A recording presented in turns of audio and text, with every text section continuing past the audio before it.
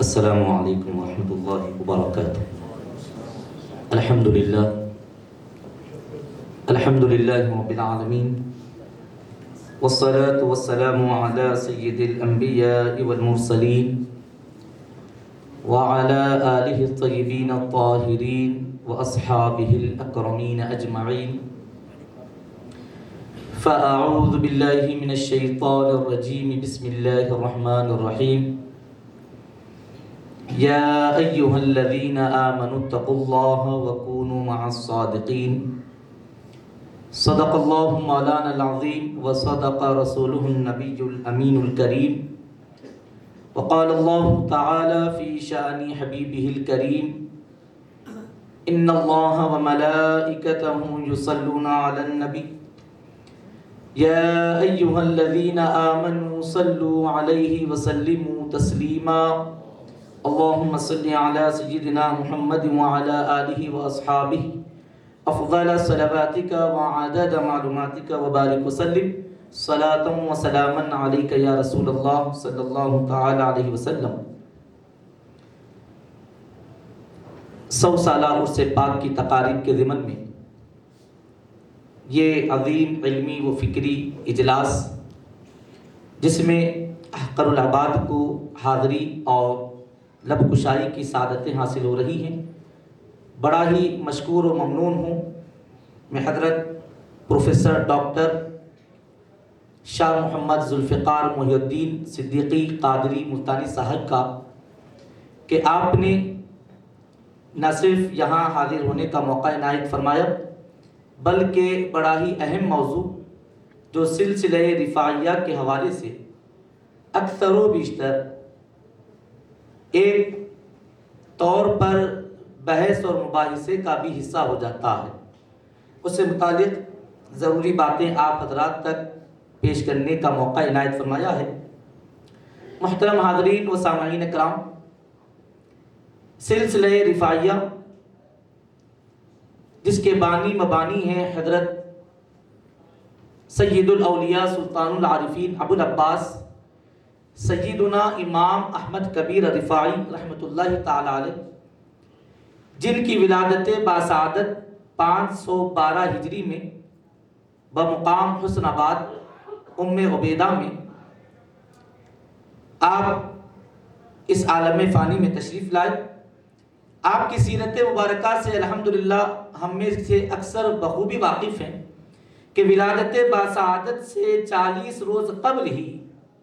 نبی کریم صلی اللہ علیہ وسلم نے آپ کے مامو جان شیخ منصور بطاحی رحمۃ اللہ تعالی علیہ کو بشارت سنائی، ارشاد فرمایا اپنا جلوہ افروز دکھاتے ہوئے کہ اے منصور، 40 دن بعد تمہاری بہن کے گھر ایک لڑکے کی ولادت ہوگی، اس کا نام احمد رکھنا، اس کی تعلیم پر پوری توجہ کرنا، شیخ علی قاری واسطی کے پاس تعلیم کے لیے بھیجنا، اور بات جان لو کہ جو شان مقام اور مرتبہ انبیاء کی جماعت میں اللہ رب العزت نے مجھے عطا فرمایا ہے، اولیاء کے زمرے میں اولیاء کی جماعت میں وہی مقام اللہ اس بندے کو میرے اس محبوب کو عطا فرمائے گا۔ وہ حضرت سیدنا امام احمد کبیر رفاعی رحمۃ اللہ تعالی علیہ الغرض آپ سلوک کے منازل کو بھی طے فرمایا، اور پھر نہ صرف یہ کہ خانقاہی مزاج کے تھے، خانقاہ تک محدود رہے، بلکہ 20 سال ہی کے کم وقت میں آپ نے تمام علوم درسیہ، عقلیہ و نقلیہ سے فراغت حاصل کر لی، اور عالم یہ ہوا کہ حکم رسالت مآب علیہ السلام کے مطابق آپ کا نام احمد تو رکھا گیا، لیکن زمانہ آج تک آپ کو صرف نام احمد سے نہیں، نام احمد الکبیر سے یاد کرتا ہے۔ اور یہ کبیر، یہ نام نہ آپ کا رکھا گیا بلکہ آپ کے علوم میں مہارت تامہ کی بنیاد پر اپنے وقت میں نہ صرف علوم عقلیہ و نقلیہ میں کوئی آپ کا ثانی تھا، کوئی آپ کے پلے کا عالم نہ پایا جاتا، دور دور سے لوگ اپنے علم کی پیاس بجھانے کے لیے آپ کی خدمت میں حاضر ہوتے، اور کسی کو آپ کے ہم پلہ نہ پایا تو زمانے نے آپ کو کبیر کے نام سے یاد کیا، اور وہ لفظ کبیر اللہ رب العزت نے آپ کا نام کا حصہ ایسا کر دیا ہے کہ آج بھی زمانہ آپ کو احمد الکبیر کے نام سے یاد کرتا ہے۔ اور رفاعی، یہ بھی ایک وجہ تو یہ بتائی گئی کہ آپ کے اجداد کرام میں سے ایک بزرگ کا نام رفاعہ تھا، جس کی وجہ سے ان کی نسبت کی بنیاد پر آپ کو رفاعی کہا جاتا ہے۔ اور حقیقت خاندانی تفصیلات میں اس کا ذکر بھی ملتا ہے کہ آپ کے دیگر جو چچا زاد، تایا زاد رشتہ دار ہیں، بھائی وغیرہ ہیں، ان کے نام کے ساتھ بھی رفاعی نام ملتا ہے۔ جیسے کہ 555 ہجری میں جو واقع مد ید پیش آیا، یہ نبی کریم صلی اللہ علیہ وسلم نے آپ کی درخواست پر، آپ کی گزارش پر اپنی مزار پاک سے اپنا دست مبارکہ برآمد کیا اور اس کو بوسہ دینے کی سعادت حاصل عطا فرمائی۔ اس واقعے کے جو عینی شاہد ہیں حضرت سید ہاشم الرفاعی رحمۃ اللہ تعالیٰ علیہ، یہ اس واقعے کے وقت موجود ہی نہ تھے، بلکہ امام رفاعی کے آپ خلیفہ بھی ہوئے۔ آپ نے عینی شاہد کے طور پر اس واقعے کو نقل بھی فرمایا ہے۔ آپ کے نام کے ساتھ بھی لفظ رفاعی ملتا ہے، تو اس طور پر یہ بات واضح ہو جاتی ہے کہ خاندانی نام ہے، اس وجہ سے آپ کے علاوہ آپ کے خاندانی لوگوں کے ساتھ بھی یہ لفظ ہمیں نظر آتا ہے۔ لیکن ایک بڑی خاص بات یہ کہ خاندانی نام اپنی جگہ بالکل برحق ہے، لیکن یہ نام جیسے حبیب پاک علیہ السلام نے اپنے طور پر عطا فرمایا، نام احمد، نام رفاعی بھی حبیب پاک علیہ السلام نے عطا فرمایا ہے۔ کتاب سلطان الاولیاء میں نقل کیا گیا کہ خود امام رفاعی سے پوچھا گیا کہ حضرت یہ نام رفاعی آپ کے نام کا جز کیسے ہو گیا؟ آپ فرماتے ہیں کہ ایک شب میں سویا ہوا تھا اور میں نے خواب دیکھا کہ ایک بڑا چٹیل پہاڑ ہے اور اس پر بہت سارے اولیاء کرام موجود ہیں، میں بھی اسی پہاڑ پر ہوں، میں کیا دیکھتا ہوں کہ کسی نے مجھے پکارا، اے رفاعی کہہ کر مخاطب کیا۔ میں نے اس نام سے اس سے پہلے کوئی مجھے پہچانتا اور پکارتا تو نہ تھا، میں نے پلٹ کر دیکھا کہ اس نام رفاعی سے کس نے مجھے مخاطب کیا ہے، تو کیا دیکھتا ہوں کہ حبیب پاک صلی اللہ علیہ وسلم جلوہ فروز ہیں اور آپ نے یا رفاعی کہہ کر مجھے مخاطب فرمایا ہے۔ اور اس کے بعد سے زمانے نے مجھے اپنے نام سے کم اسی نام سے زیادہ پکارا ہے۔ اور آج بھی ہم دیکھتے ہیں کہ آپ رفاعی نام کی نسبت سے بہت زیادہ یاد کیے جاتے ہیں۔ الغرض محترم حاضرین و سامعین کرام، آپ نے جو سلسلے کی بنیاد ڈالی، سلسلہ رفاعیہ، اس کے تعلیمات میں اور مراسم میں راتب اور ضربات رفاعیہ ایک بہت ہی اہم چیز ہے۔ سلسلہ رفاعیہ سے نسبت رکھنے والے ضرور بضرور ان کی اس تعلیمات سے بخوبی واقف ہیں۔ جہاں تک بات راتب کی ہے اور ضربات کی ہے، تو پہلے بات واضح کر دوں کہ راتب کے معنی قائم اور دائم ہونے کے ہیں، اور صاحب معجم الرائد نے یہ معنی بھی بیان کیے کہ خاص وقت میں ادا کیے جانے والے معمولات۔ اسے راتب اسی لیے کہا جاتا ہے، راتب رفاعیہ، کہ شیوخین رفاعیہ کی جانب سے مخصوص وقت میں کیے جانے والے اذکار، مخصوص وقت میں انجام دیے جانے والے معمولات کو ہی راتب کہا جاتا ہے، راتب رفاعیہ کے نام سے یاد کیا جاتا ہے۔ اس میں حلقہ ہوتا ہے اور شیخ کی موجودگی میں حلقہ ذکر منعقد ہوتا ہے، اور اس کی تعلیم خود کتاب انوار احمدی میں حضرت شیخ عفیف الدین المقری رحمۃ اللہ تعالی علیہ ارشاد فرماتے ہیں کہ ایک مرتبہ میں امام رفاعی کی خدمت میں حاضر تھا اور آپ اپنے مریدین، خلفاء اور وابستگان سے واعظ فرما رہے تھے،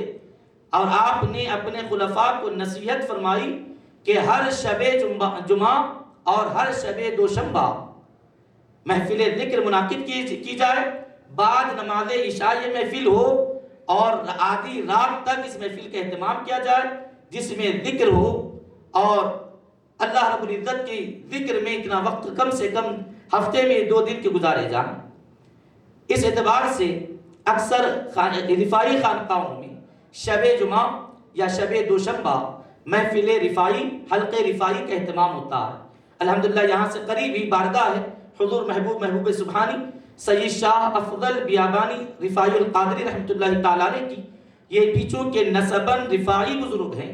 آپ کے آستانے پر بھی شب جمعہ یہ محفل رفاعیہ کا حلقہ رفاعیہ کا اہتمام ہوتا ہے۔ لیکن بڑا مسئلہ راتب کے معمولات اور ضربات کو لے کر کے پیش آتا ہے۔ جہاں تک بات راتب کی ہے تو جیسے کہ عرض کیا گیا کہ یہ ذکر کی خاص محفل ہے جس میں دف کا استعمال ہوتا ہے۔ دف پر ذکر کے کلمات پڑھے جاتے ہیں، قصائد اور مناقب پڑھے جاتے ہیں،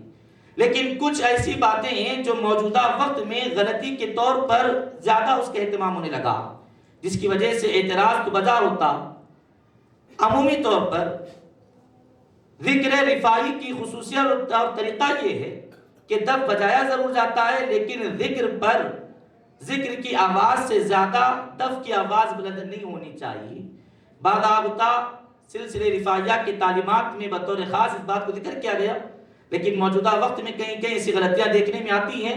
کہ دف بجانے والے اتنے زور و شور سے دف کا استعمال کرتے ہیں کہ کیا پڑھا جا رہا کچھ سمجھ میں نہیں آتا، اور صرف تھاپ ہی تھاپ سنائی دیتی ہے۔ یہ بالکل غلطی ہے، اور سلسلے رفاعیہ کی تعلیمات کے حوالے سے دف کا استعمال کے ساتھ ذکر اور قصائد اور مناقب پڑھے جاتے ہیں جس میں آواز دھیمی ہوتی ہے اور ذکر کی آواز کو بلند رکھا جاتا ہے، اور پھر یہی آواز ذکر کی لذتوں سے آشنا ہوتے ہوئے جب ذاکر وجدانی کیفیت میں ہوتا ہو تو پھر ضربات کا بھی استعمال ہوتا ہے۔ اور ضربات کے حوالے سے شیخ عز الدین الصیادی رفاعی رحمۃ اللہ تعالیٰ علیہ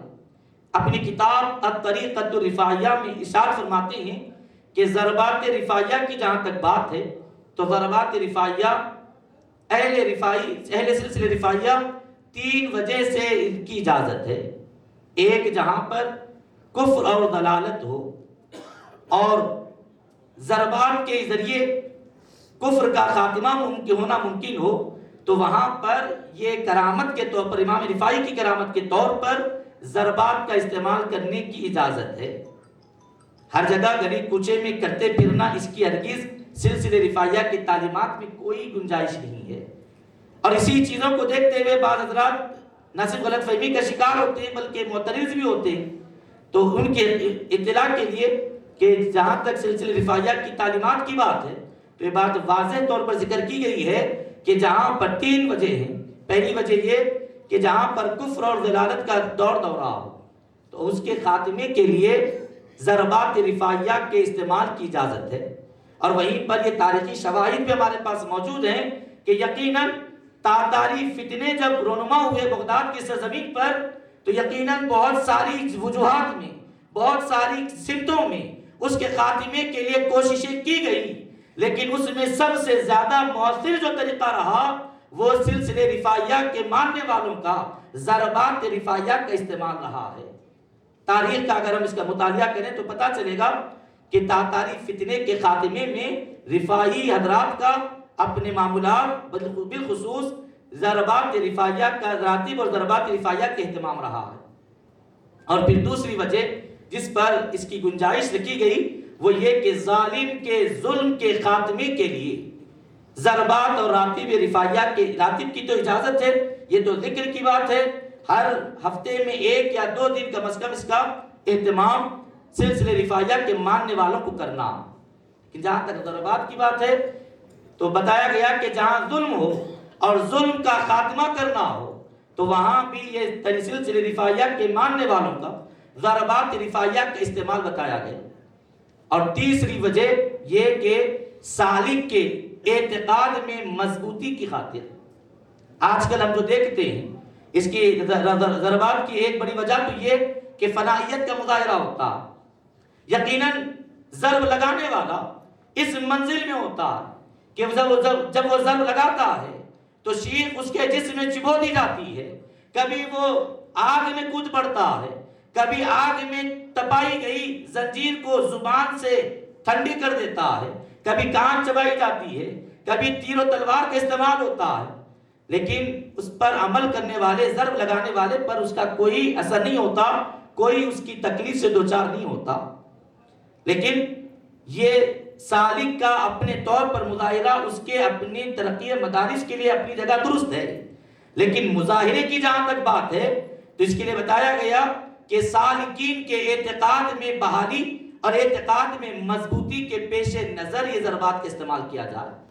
یہ تین وجوہات کی بنا پر ضربات رفاعیہ کے اہتمام کی گنجائش بتائی گئی ہے۔ یہی وجہ ہے کہ آپ دیکھیں یہ تینوں بھی فوائد الحمدللہ ضربات رفاعیہ سے حاصل ہوتے رہے اور الحمدللہ ہوتے ہیں، انشاءاللہ العزیز تعصب قیامت حضور امام رفاعی علیہ رحمۃ اللہ کی برکت سے ہوتے رہیں گے۔ جہاں تک ضرب لگانے کی بات ہے، اس میں بھی مشائخین سلسلہ رفاعیہ نے اس بات کا پابند رکھا کہ بزرگوں نے، اکابرین نے جن ضربات کے لگانے کی اجازت دی بس وہی ضربات کے استعمال کیا جائے، اپنے طور پر تجرباتی طور پر کوئی ضرب کا اضافہ نہ کیا جائے۔